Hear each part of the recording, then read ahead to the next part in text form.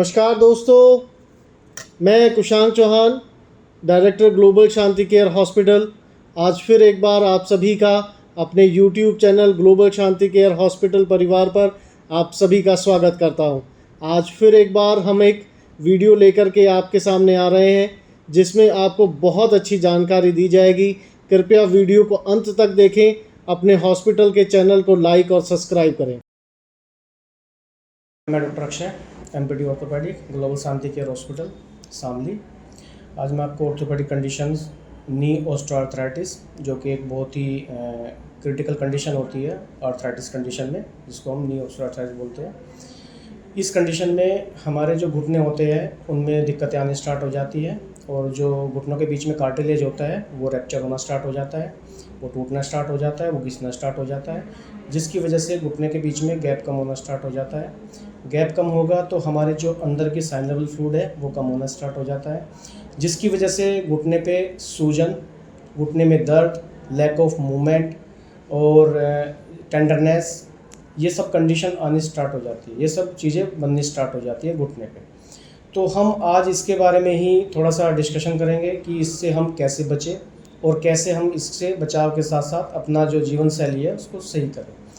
सबसे पहले जो नी ऑस्टियोआर्थराइटिस मैंने बताया कि ये कार्टिलेज हमारा रैप्चर होना स्टार्ट हो जाता है, जिसकी वजह से कार्टिलेज हमारा प्रेशर जो एक गद्दी की तरह का काम करता है घुटनों के बीच में, कॉन्डाइल्स के बीच में, वो जब वो घिस जाता है तो कहीं ना कहीं प्रेशर हमारे जो बॉडी का वेट है हमारे घुटनों पे ही रहता है मैक्सिमली।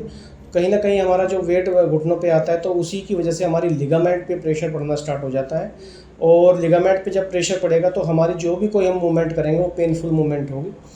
अब ये बहुत वर्ल्ड वाइड प्रॉब्लम है ये भी, जैसे आर्थराइटिस कंडीशन में। तो ऑस्टियोआर्थराइटिस जो होती है ये बेसिकली हमारे हिप जॉइंट में, नी जॉइंट में, हैंड में, ये जो हमारे बिग जॉइंट्स होते हैं उनमें डेवलप होती है। पर जो नी ऑस्टियोआर्थराइटिस होता है ये एक बहुत ही कॉमन डिजीज़ है जो स्पेशली वुमेंस में होती है, और ये वुमेंस में ज़्यादा होती है देन मेल।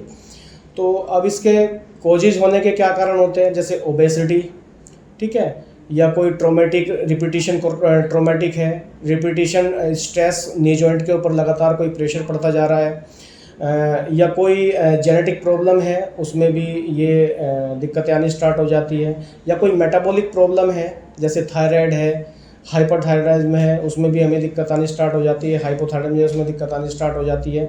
तो कहीं ना कहीं ये भी एक मिडिल एज प्रॉब्लम है। तो ये कॉजेज है इसके, और इसके जो साइन एंड सिम्टम्स होते हैं जैसे टेंडरनेस है, पेन है, स्वेलिंग है, और लैक ऑफ मूवमेंट है, जॉइंट स्टेबिलिटी नहीं रह पाती, और कभी कभी इसमें क्रिटिकल कंडीशन इतनी हो जाती है कि हमें TKR, टोटल नी रिप्लेसमेंट की तरफ भी जाना पड़ जाता है।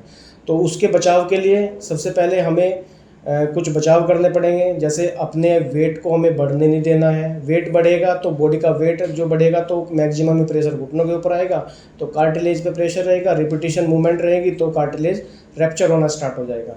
तो उसी के साथ साथ हमें इस चीज़ का भी ध्यान रखना है कि ओबेसिटी हमारी कंट्रोल हो। दूसरा, न्यूट्रिशन हमें प्रॉपर मिलता रहे, कैल्शियम डाइट हम प्रॉपर लेते रहे। फिजियोथेरेपी का रोल इसमें बहुत इंपॉर्टेंट होता है, क्योंकि फिजियोथेरेपी में हम मसल्स को स्ट्रेंथ देते हैं, स्ट्रेच देते हैं और मोबिलाइजेशन कराते हैं। जब हम ये तीनों चीज़ें करते हैं फिजियोथेरेपी में, तो उसमें सबसे पहला जो होता है हम मसल्स को स्ट्रेंथ कराते हैं। मसल्स स्ट्रेंथ होगी तो हम जो बॉडी का वेट हमारे घुटनों पे आएगा तो वो मसल्स हमारी इतनी स्ट्रॉन्ग होगी कि वो उस वेट को ले जाएंगी। उसके बाद जब हम स्ट्रेच करते हैं, जो हमारी लॉन्ग मसल्स हैं हम उसमें स्ट्रेच करेंगे, तो कहीं ना कहीं जब हम स्ट्रेचिंग पॉइंट ऑफ व्यू से ब्लड का सर्कुलेशन इंक्रीज करेंगे तो हमें रिलीफ ऑफ पेन होगा, हम पेन को आराम देंगे। थर्ड वन होता है जो मोबिलाइजेशन, जब हम कॉन्डाइल को ग्लाइड देंगे, हम जब एंटीरियर और पोस्टीरियर ग्लाइड देंगे तो उससे हमें सबसे अच्छा जो चीज़ें होती है, तो हमें साइनबल फ्लूइड जो होता है वो हमारा लुब्रिकेंट फॉर्म में होता है, तो वो हमें फ्रिक्शंस देगा एंटीरियर एंड पोस्टीरियर ग्लाइड में, तो हमें कहीं ना कहीं रिलीफ मिलेगा टेंडरनेस में, पेन में और स्वेलिंग में।